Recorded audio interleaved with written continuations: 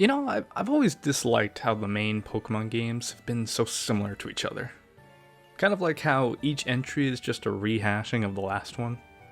And I know that spin-off games exist, but I'm talking about the mainline games. The ones where they scam us into buying two of the same game. Yeah, those ones. Maybe if we're lucky, we'll get a third one to waste our money on. Anyway, with a game series this popular, you can't really hate them for not wanting to jeopardize their formula for how they make these games. But because of this formula, the games have remained so similar. I don't know if I would say they're clones of each other, but it's getting kind of close to that. Who's the big bad team misusing Pokemon this time? Or, when do you encounter the box legendary this time around? When's the big set piece? They have so many reused and rehashed elements and tropes that they've been continuing to draw from. Team Rocket, Team Plasma, Team whatever. It's all the same at the end of the day, it kind of feels like. And not to mention the gameplay, barely touched in years. I mean, there have been many improvements here and there, like when they made physical and special make sense, as well as these gimmicks like Dynamaxing and this crystal stuff. But nothing that really shakes up the gameplay in a brand new way that innovates on the game's main gameplay loop. Something that excites me, makes me want to play the game. That is, until this game arrived.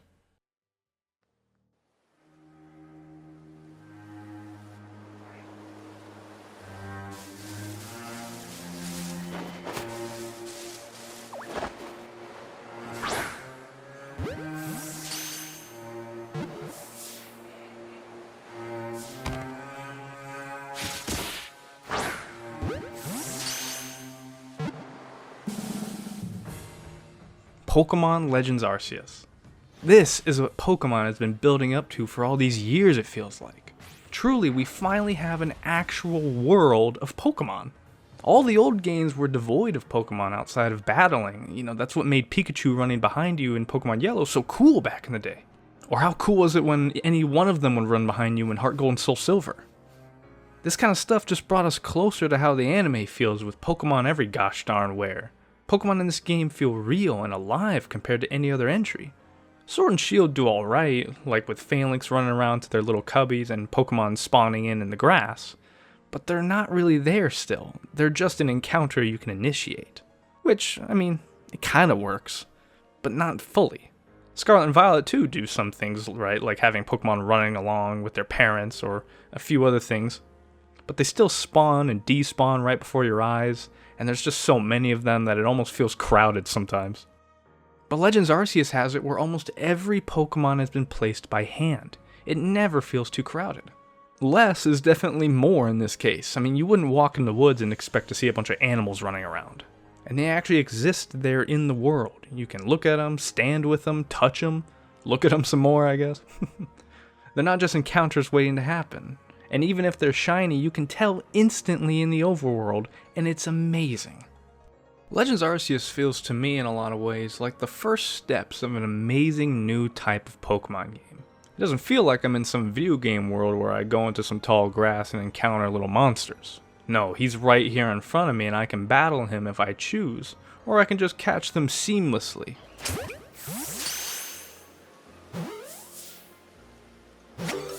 That right there is what I've been waiting for my entire life of playing these games. You can finally catch Pokemon dynamically and seamlessly in the world, and it's awesome.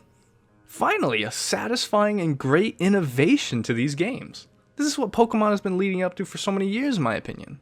This game finally brought the feeling of really catching a Pokemon to the Pokemon games. How I felt as a kid watching Ash catch his Caterpie was now a real in-game experience, and it was amazing the first time I did it with the Bidoof. The catching sounds and the satisfying sparkles make it a great experience. Additionally, now catching Pokemon can incorporate more strategy. Using the new stealth mechanic, now it's me in the tall grass, and you can distract them with foods or even just hock mud into their faces to help catch them. So many new ways to go about catching them other than just enter tall grass, lower health, throw a ball. And that's the game's biggest draw in my mind. God himself, big fan of your work by the way, spells it out for you right at the beginning of the game. Seek out all Pokemon. That's the point of this game. It's not to become the very best like no one ever was, it's just to catch every Pokemon and to enjoy the experience. And as much as I love it and sing its praise, The decision to make the game all about catching Pokemon does leave out one of the most important aspects of these games, that being the battles. Now, there are many battles in Legends, many of them being very cool, like fighting Ingo, and the Volo fight especially being perhaps the best battle in the entire series. But for regular battles, there just isn't nearly enough. I think there's more battles in frickin' Gold and Silver before you even fight Bugsy than there is in this entire game.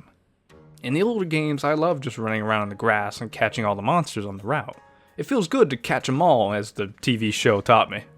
But once I had my fill of that, I was ready to go fight some battles, get some badges, and generally get on with the game. That is a big draw of these games, battling, getting stronger, and becoming the champion. But you can't do that here, really.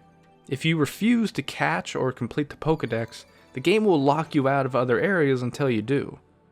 There is no I've had my fill, time to move on with the game.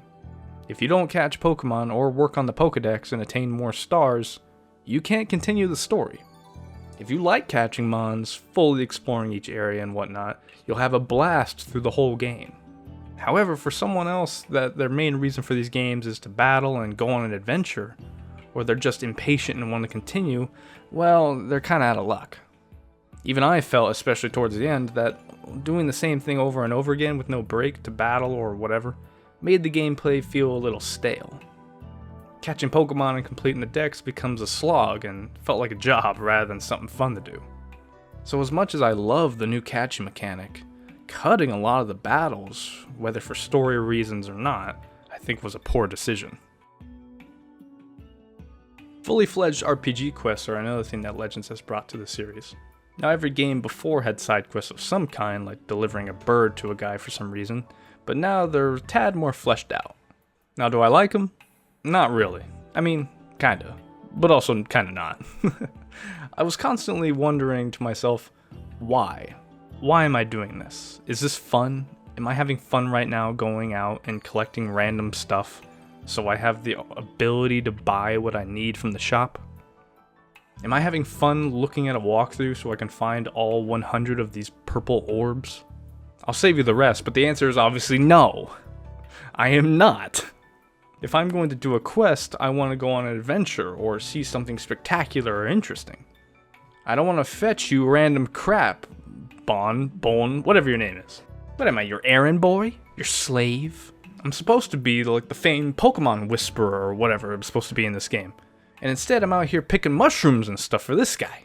This is just padding. It extends the game without giving you anything back. It just takes and wastes your time. There are some pretty unimaginative fetch quests, I'll tell you what. Are the rewards worth it? Not really. It's not like they give you anything that you can't buy or make yourself. There are some nice rewards though, like an expansion of the hairdressers and clothing store catalogs. Those are fine and pretty easy. They'll just go catch this certain Pokemon and you get rewarded, which is not a problem at all since that's what this game's all about. There's a few other quests involving just bringing a Pokemon to someone, and what's really great about this is that you can even give them shinies, and your shiny Pokemon will always be in the village on display. So that's a really cool thing. But overall, side quests in this game are pretty boring, so I'd advise avoiding them. Every one of these games includes some sort of gimmick, and I actually really like the gimmick in Legends Arceus. And there isn't just one, but 3 that I can think of. Starting with the alpha Pokemon, which are strong and abnormally humongous versions of normal Pokemon. I like the alphas because they're just straight up strong boss Pokemon that you can catch. And for the fact that they're completely goofy. I mean, look at how huge this Pikachu is. My man's giant. Or this Machamp. It's comical and ridiculous to look at them. And honestly, I love it. I like the old gimmicks a lot too, but something like Mega Evolutions were locked into certain Pokemon and Dynamaxing needed a special spot to do it, so you didn't really get to experience it all the time. And that's what's so great about Alpha Pokemon. They allow you to fully utilize this new gameplay feature anytime you want. Legends also added this new action speed mechanic. This action speed determined whether a Pokemon was going to go first or multiple times in a row. Pokemon speed usually determines which Pokemon goes first, but a few other factors can influence this as well. Factors like these new styled moves, strong and agile. How it works is pretty simple. For double PP usage, you can either enhance a move and make it stronger in exchange for less action speed meaning you could risk getting hit multiple times in a row, miss out on a second attack, or attack later in the action rotation. Or reduce the power of an attack for more action speed, meaning you may be able to attack multiple times or attack earlier. This mechanic adds a good element of strategy to each battle you're in. You can sacrifice some damage so you can hit him with 2 attacks later, or increase the damage and risk it all with an all-out attack. I don't know how many times I was definitely going to die, but just barely squeaked by the skin of my you-know-whats by going for a strong attack. It creates an incredibly fun and dynamic battling experience, especially since the AI does it too. It's just a shame that, like I said before, there's not many battles in the game to be able to do it. Now we're on to the last gimmick I want to discuss, which is the noble fights. And I gotta tell you, I kinda liked them. They were fun, action-packed spectacles that even had a good amount of difficulty to them at times. I really enjoyed the Souls-like experience of rolling around and dodging attacks, and the box certainly makes good on its word of bringing action to the game. I will say that I do feel they are kind of out of place. I don't really understand why they're in this game in particular, but I'll take them. They're exciting and got great music. I want to talk a bit about the world as well, because I really love it in this game. It is absolutely beautiful, which is strange too, since a lot of times it's really ugly at the same time. Like, there's some really gross textures, like don't look at the trees too close up, and there's a lot of pop in as well. But even so, I just love the way the game looks. The art style is beautiful, and the area surrounding the player looks really nice and is full of pretty details like these flowers and flowing grass. It all just looks amazing. The world itself too is just well made with details that really sell the believability of it all. Like right here next to the water, there's lots of little stones and sticks. And the sky, oh my god, it's gorgeous looking. It's weird, it's pretty and ugly at the same time. I guess we'll say it's pretty ugly. One of the world's biggest strengths too, which goes a long way with the art design, is how distinct each area is. Each area feels vastly different from the others, and that's felt in multiple different ways. Not only does each take place in a distinct biome, like sunny grasslands and waterfronts to frozen tundras and marshlands, but they also include distinct areas within them as well. Like within the Obsidian Fieldlands is the Heartwood or the giant volcano in the Cobalt Coastlands. This kind of environmental diversity keeps the world from getting samey or boring. It keeps it fresh and fun. Additionally, one of the most important ways the game does distinctiveness is through the music. The music really sets everywhere apart from everywhere else. It's the kind of music that once it turns on, you can't help but just stop and listen for a while.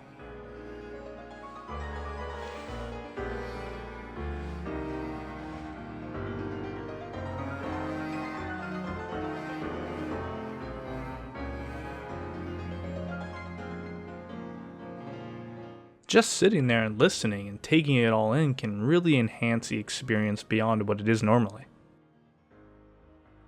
The game's world also has small aspects of change. This is seen the most in the Jubilife Village. As you do side quests and progress through the game, the village will expand with new housing, new stores, and a new look.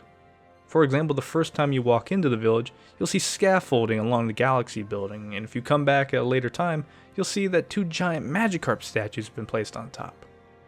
Over here on the side, throughout the game, more and more houses will be built.